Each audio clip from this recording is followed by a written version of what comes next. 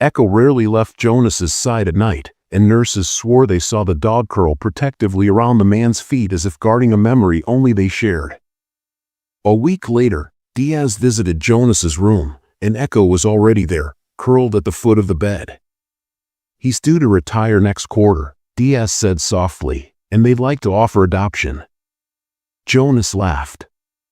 "Sometimes a dog obeys commands, other times he obeys something more powerful, like love or the sound of home, and other times what appears to be disobedience is simply a promise maintained." Echo remained. Despite the commander's yelling, the dog continued to run past the collapsed beam.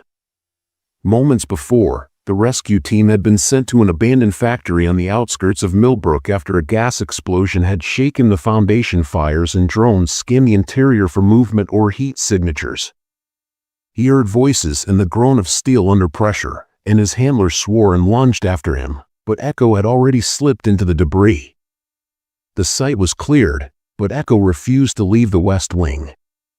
He sniffed once, then his ears and tail twitched again, and suddenly he bolted like a shot, and the rescue squad yelled after him. Corporal Diaz's blood ran cold in that sector.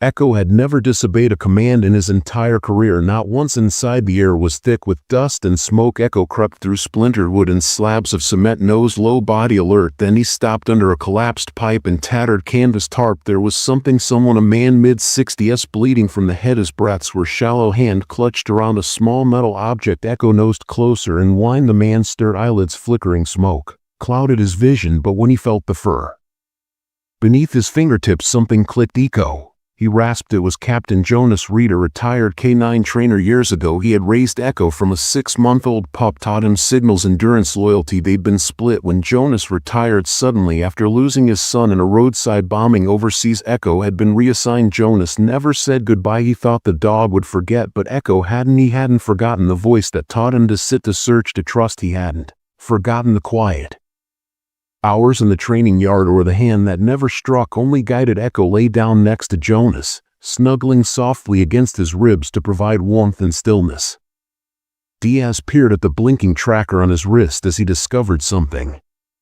The squad quickly cut through the debris to get to the two. After 15 minutes, Echo remained motionless until Jonas was safely on a stretcher. Only then did he raise his tail and lick the elderly man's palm in a faint wave, resembling a soldier greeting